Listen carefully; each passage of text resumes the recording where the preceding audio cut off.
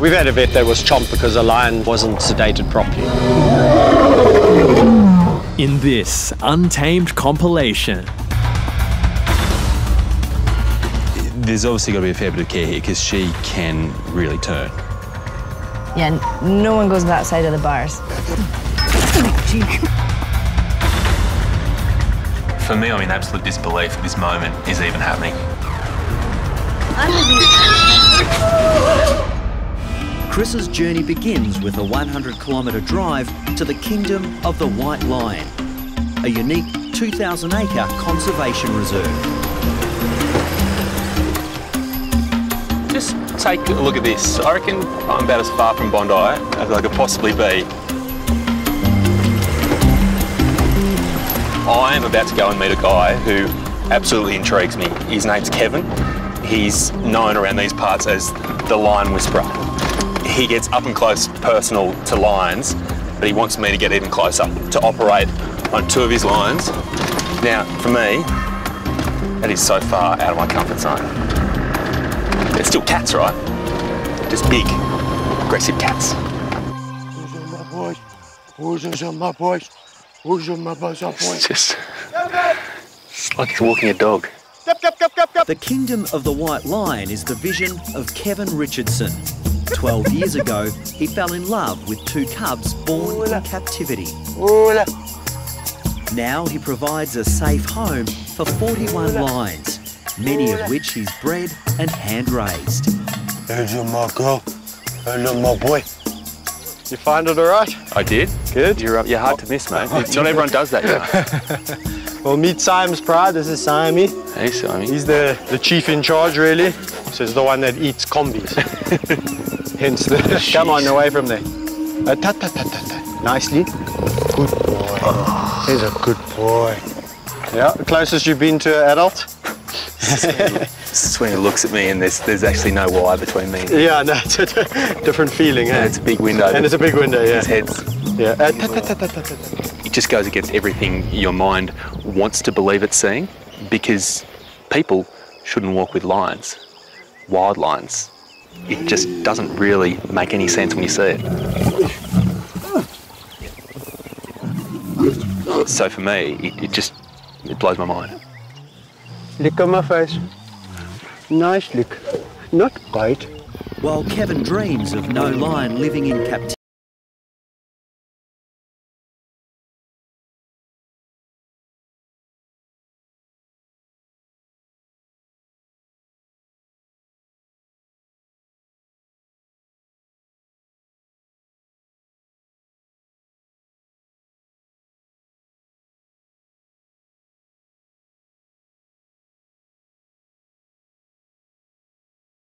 Trees. So they live as natural life as I could give them in captivity. You know, so I'm in Australia, people go to zoos and look at the animals in cages. Here, it's sort of the other way around, isn't it? People are in cages here. Not bite, Debbie. Debbie. You are a terror. You are a terror. No. I've always thought, you know, if you gain the trust of an animal and get to know it on an individual basis, then the sky's the limit. Once you've formed a really good relationship, there's no reason why when that lion gets to 2, 3, 4, 5, there's no reason why he should actually change his attitude towards you. What do you think when they see you in there? What do you reckon's going through their mind? These lions, they definitely know that I'm not a lion. So I'm always like this honorary member of this pride. What I find even more amazing than the fact they don't tear him apart is the fact they actually go so far the other way. They love him. They're all over him. They just want to be near him and be scratched by him and roll around with him. It's real affection. What can I do? I can't. Thank you. Is that what you call a lion hug? Feels I'm interrupting.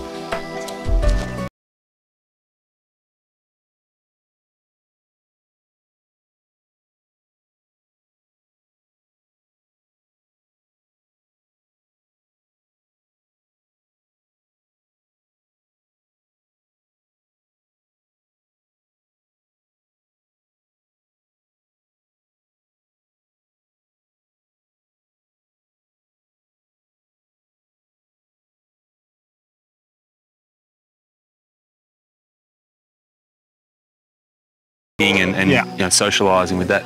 Yeah. The only trick is she's not a hand-reared lion. She's more of a wildish lioness that's grown up in this pride. Yeah. So yeah, she'll take our hands off with you, even if I try and, you know, probe around on her lip. Look at Napoleon on his nose there. You see his nose? Yeah. Oh, okay. That's the one I'm worried about as well. If there's any concern that he's not going to get his nose back together properly or it's going to be tricky, he is my baby, so Daddy's got to intervene here and make sure what's best for baby. If there wasn't enough pressure about working on a line, he's not just a lion. He's the very reason Kevin does what he does. So it's a lot of expectation.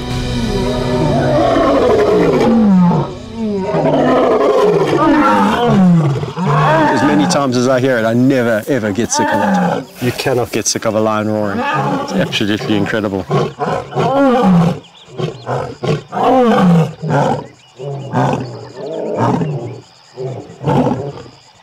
For me, the sightseeing part of this journey out to see Kevin is all of a sudden gone.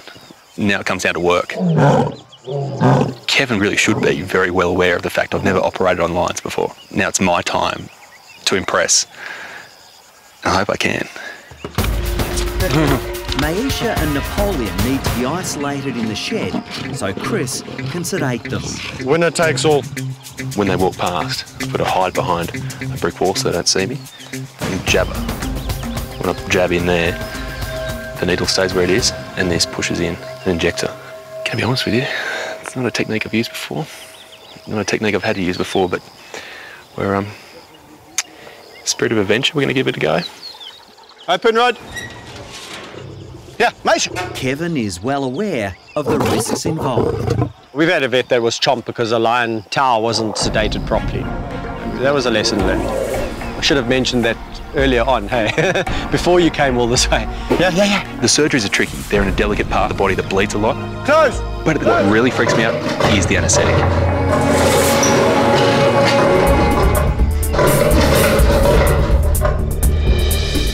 After several nervous attempts, Better? Yeah, good one. finally success. Just jump, okay. Let's go out and liebe. Yeah, it's beating a bit quicker now, but I'm very happy to see an empty syringe there.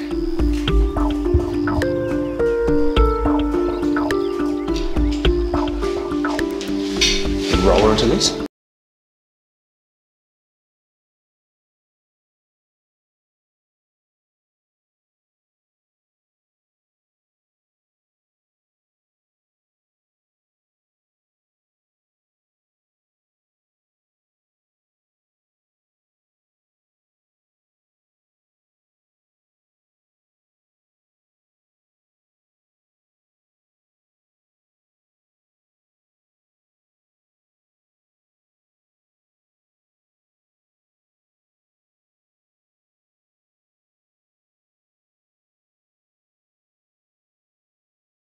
There's a lot of adrenaline in the air and everyone's hyped up and then, yeah, you get a little bit anxious always when a cat goes under the knife.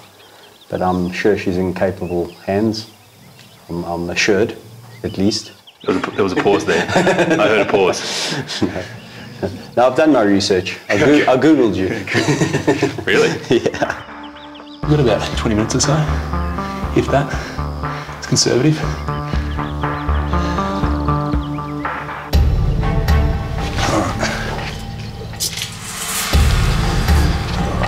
Let's go. It's going to be a cut, like a wedge, almost like a triangle to try to get in through this gum here. I'm doing Maisha first for a couple of reasons. First of all, her tumour is a bit more obvious. It should be a bit easier to get out. So, in a way, it's a bit of a warm-up to the main game, to Napoleon. I'm trying to get a good margin around the base of it and just avoid the fact that incisors is about an inch away from my hand. To Chris's relief, there are no complications during the surgery. Okay, can we just get a check on this eye again? Good. The reason I asked you about that is Your hands very clear. Your hands are very close to her jaws. With the tumour removed, he just needs to stitch the wound. What kind of knot do you call that? That one is called a simple knot, named after the surgeon that's performing on it. It devised it. Kevin is keeping a close eye on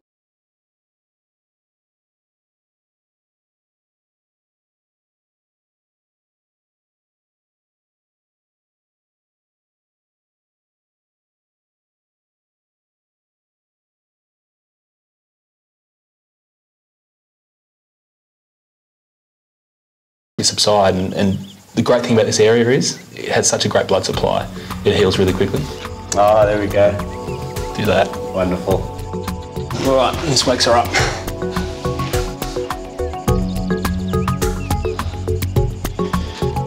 Thank you, girl. Thank you. You're most obliging. Get the hell out of here. That was really frantic. Actually, a couple of times I had to try to distract the guys and just sit with my gear, fumbling for syringes, just so my hands would stop shaking. There's a huge difference between Maisha and Napoleon, not just their size, but most importantly for me, it's their age. Maisha's 3, Napoleon's 13. And with that comes a whole new range of risks with the anaesthetic. You just have to be so careful because at that age, you could lose him. Much easier, huh? Yeah, good. Difference between a tame cat and a wild cat. You can tell me one more time if you Yeah, like. well, I'm going to just tell you one more time that this isn't just a lion. This is like a brother. So you are aware of that too. So. I know. No, look, he's a special cat, huh? Each one of those scars represents something. I'm going to have one across the ear, am I, if things go badly? Yeah. slowly. Napoleon is succumbing to the anaesthetic under Chris's watchful eye.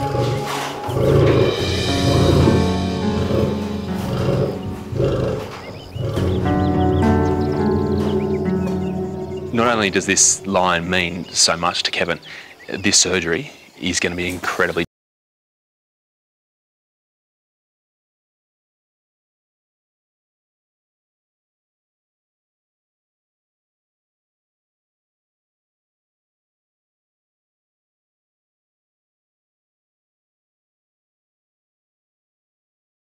to the nose, or even a nosebleed nose. The nose has a lot of blood. One little cut to the nose and they'll bleed, and they'll continue to bleed. And this isn't just one little cut, this is a huge gash that we're having to make here and get quite deep in and around this mass. The large amount of blood flowing into the wound is making the surgery difficult.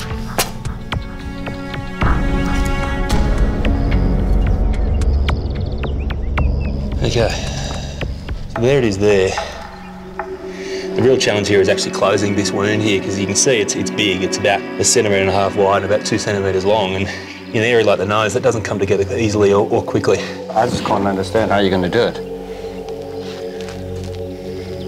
Over to you, Chris. Thanks, Kevin. But even Kevin is happy with the final result. Seriously impressive. Not done yet. No, it's looking really good. Don't be so modest. When you sign that line, you commit to becoming a vet and going to vet school, you don't ever for a second think that you're going to be in a place like Africa operating on a big male lion like Napoleon. It's awesome. It's just not what you ever planned for, but you're so happy it happened. So well done.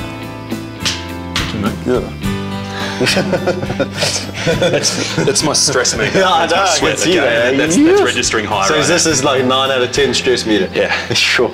Okay. Good job, good job.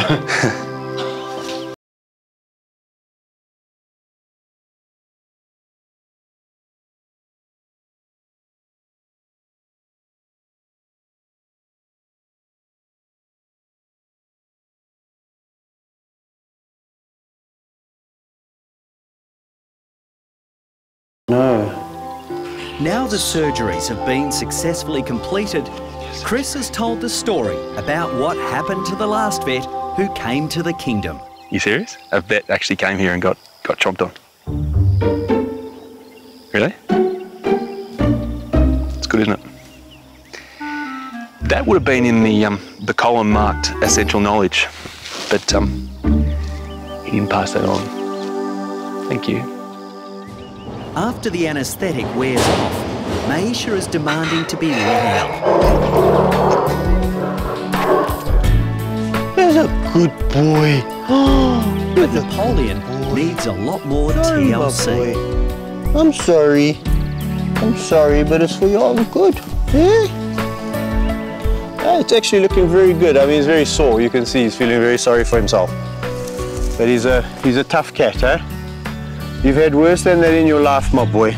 It's time for Chris to head back to Johannesburg. But before he says goodbye, Kevin introduces him to some miniature Napoleons. Ooh, you're scary, aren't you? Yeah, Pepsi. For you, is this where the relationship starts? Yeah, absolutely. If you're going to form a relationship with a lion, it really should start at this age. Even at this age, it's about enrichment. In captivity, you've got to, tire or just keep them occupied all the time. Stimulate those little young minds. I am at my happiest when I'm with the lions because it is a way of me finding a sanctuary.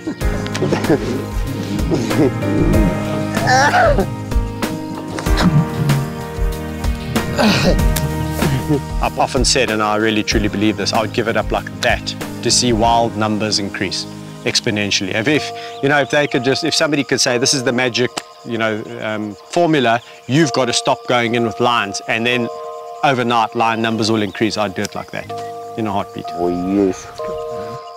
As far as days as a vet go, I haven't ever had one where I've done surgeries on lions in Africa. So I reckon I remember this one.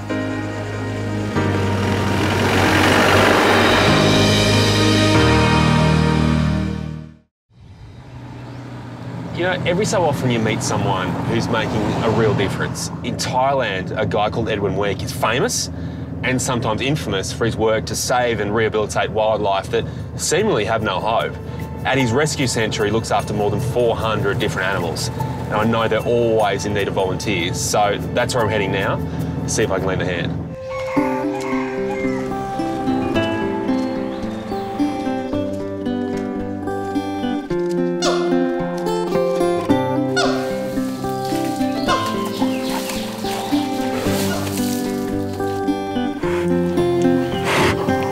So we're going to see one bear now, Pepsi. Yep. She's a bear rescued about 8 years ago, and she needs to get a dental treatment probably first to check her out. Chris's next challenge is to treat an aggressive sun bear that's in pain. Pepsi has developed a lot of tartar inside her mouth, on the teeth. There's concern they're sore, so my job today is to check them out. Give us a smile. Oh, good girl. Good girl. This is the bear they're talking about. Not so close. She can reach through there. Pepsi was rescued from a temple and looked after by monks, and as is often the case, has a terrible diet before she came here. The fact she had a poor diet meant that her teeth just never really have been in good shape. Since she's come in here, she's had a long history of dental problems, and today we're determined to make sure there's no serious issues in there. Every now and then, I do just get a little glimpse of those discoloured teeth. Just the brown coating, the lower canine looks quite dark as well. And we want to catch it before it turns into full abscess and then the bear can't eat. But there's obviously got to be a fair bit of care here because she can really turn. Yeah, no one goes that side of the bars. Ever. The only way we're going to be able to do this is by darting her and then under anaesthetic having a closer look. You a good shot? I'm okay. Good. I know I'm going to have to be better than okay right now, but yeah. I'm okay. Oh. If you miss once, then they become really difficult, so first shot. One shot. One shot. Okay, having a look in, and yeah, she's fully in.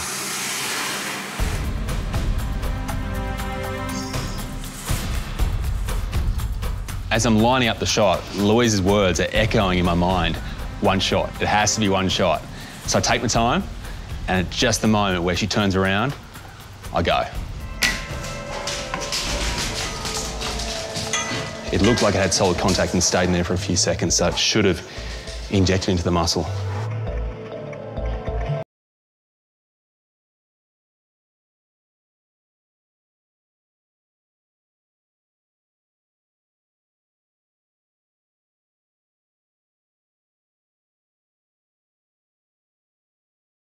I'm gonna just gently throw a banana at her from outside the cage.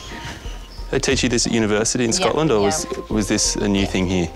Yeah, there's a full course on the banana test. So just at her, and if she flinches, then she's obviously she's not sleepy enough. Not sleepy enough.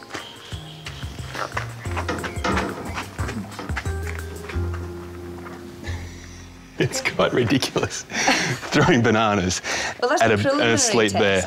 Then we try the broom test. It's a two-stage test. Yeah, sure.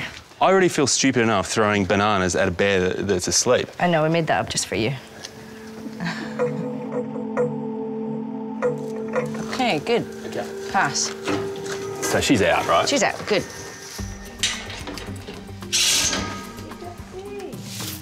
So, we will give her a quick check with a stethoscope. We'll get our team to come down and we can load her onto the sidecar, take her straight to the hospital. Okay, there's a bit of a reflex there, but she's certainly looking deep enough to make this journey now. Whereas you know what to expect with a dog or a cat, the thing about a bear is they're not anaesthetised every day, so we don't really have the data, we don't really know the dosages and how long they stay under for, so we're flying pretty blind right now. All right, so do you want me to ride up with her? Yep. It looks like the anaesthetic is taking effect, but if she does wake up, she'd knock me down with her heavy hands and then slice and dice me with those massive claws of hers. Not ideal all round, really.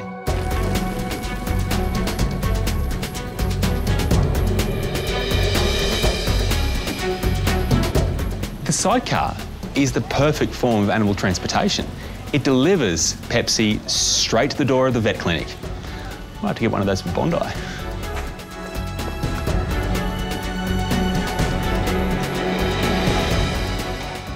You can see now that she's asleep, really thick layers of tartar over these canine teeth here and also some of these incisors. So the hope is, once we can scale that away, there should be a healthy tooth underneath. We hope.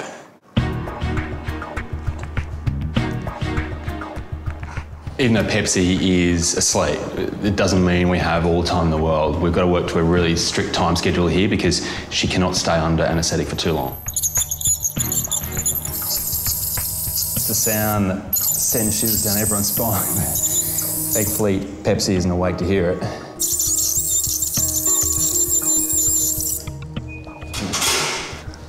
Do we need to do any extractions? Some of these front incisors aren't looking great. There's actually one that's a little bit loose there. The fact is, if we can avoid having to extract any teeth, then we will. But looking at this little incisor here, it's loose, and anyone that's had a loose tooth knows that it wobbles around and it's quite painful, so it is going to have to go. Of all the teeth to remove on a bear, though, this is the one you want to take out. It's the smallest tooth out of the whole set. All right, that side's done. Let's spin her.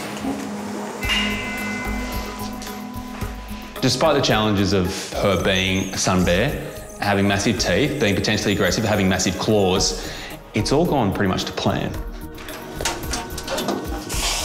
Now that she's all done, we're going to get her back down to her enclosure, in the sidecar, of course, so she can wake up and be greeted by her best friend, Cola. That's right, Pepsi and Cola. I didn't make that up. Looks good? Yeah, we should get out. Yeah, all right. Don't have to ask me twice.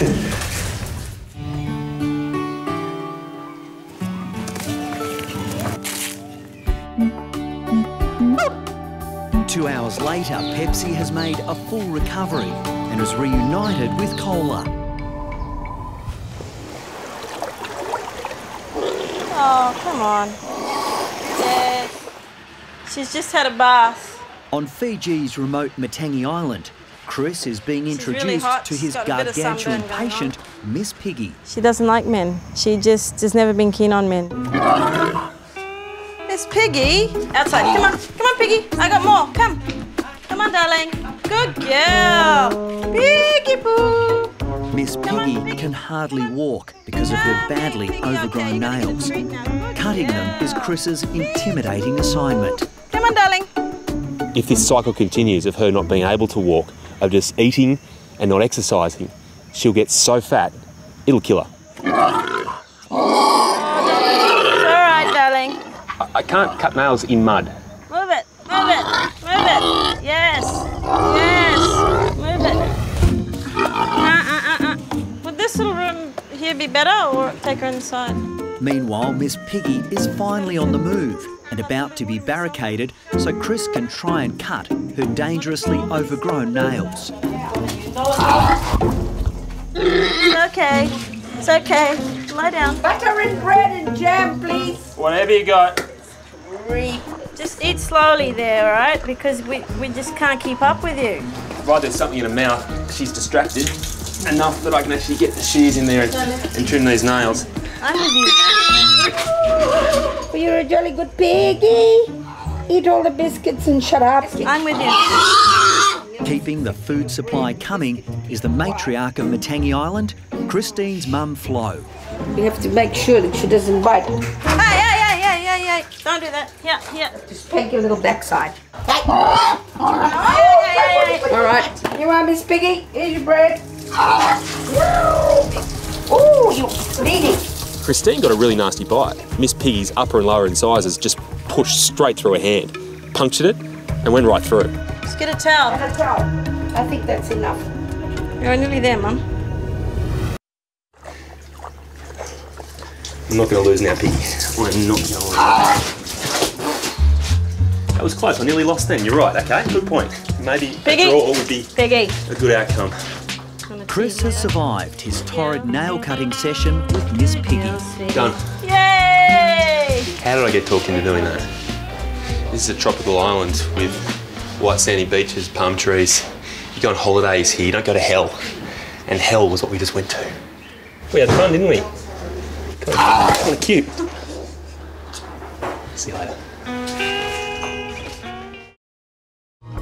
Ni hao ma. Ni hao. How are you? Good. I'm Joseph. Hey Joseph, Chris. Oh, I'm here to help you for the day.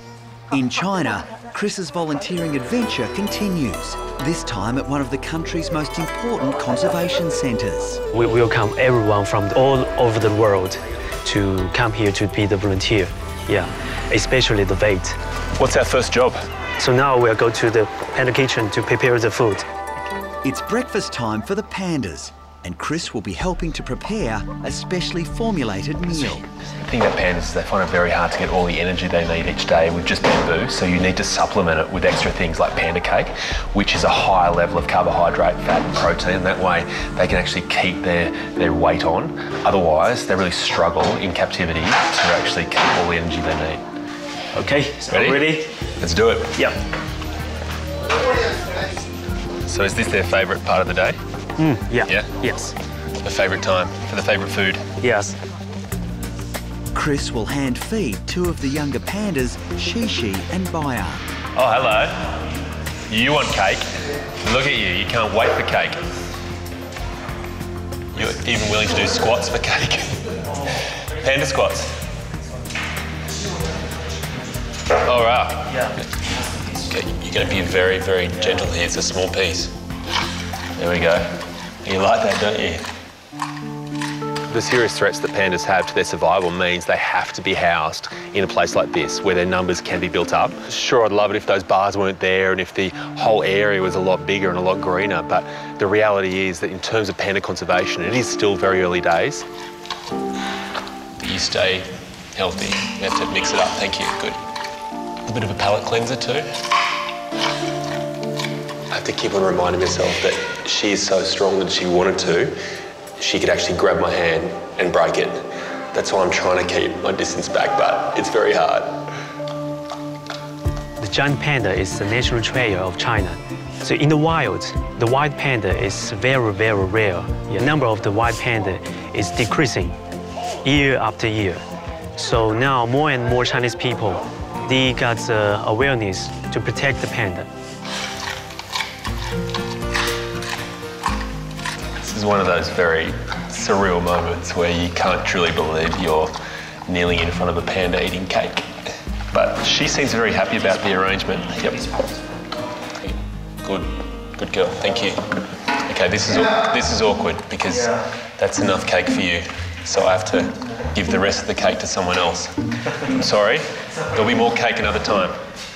It's going to be all right. No, oh, this is tough. You can't eat too much, you know, okay? I feel awful. Next in line for a meal is Bayan, Shishi's boyfriend. Would you like some cake? There we go. Very good. It's hoped that one day Shishi and Bayan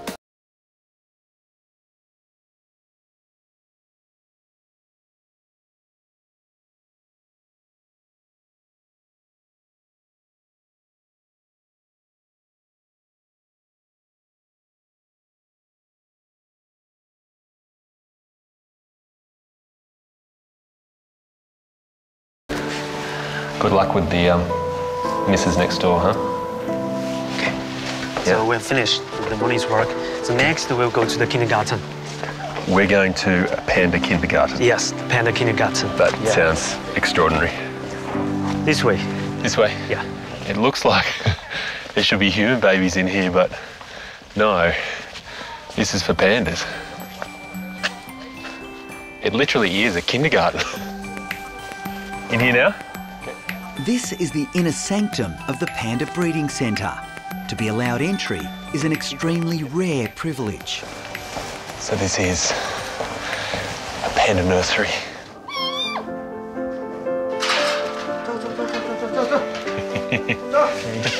Food is coming. Food's coming, guys. It's okay. Hola. Come on. Follow me. Hey. Here. Food. Ironically, for me to be invited to go to kindergarten is almost like I've graduated. So I've now reached the peak. If I'm trusted with the babies, I'm trusted with anything. I never thought I'd be this close to a panda and be able to reach out and touch him and listen to him slurping his milk. It's about as good as it gets, really. This is gone, isn't it? Hello. Hi. Hey. For me, I'm in absolute disbelief that this moment is even happening. It's kind of, for a vet, like a dream come true. You want to come in and have this? Hello. Is that good? I've never been this happy to sit in front of someone with their mouth open while they eat, but you're an exception. Look at you. Yeah. Everything down to the last detail is so tightly managed here. And it's a credit to what they do. They just know these pandas so incredibly well because it's their national symbol. Have you ever seen something as adorable as that? Why do you love working with pandas so much? All the workers who work for the panda, we want to protect the panda from extinction. Yeah. So the work you do, you know it's very important. Yes, important and meaningful. Yeah. Somehow today I've managed to feed and be involved in this nurturing process for these baby pandas. It is something I'll never forget. But now, I'm heading back to Bondi.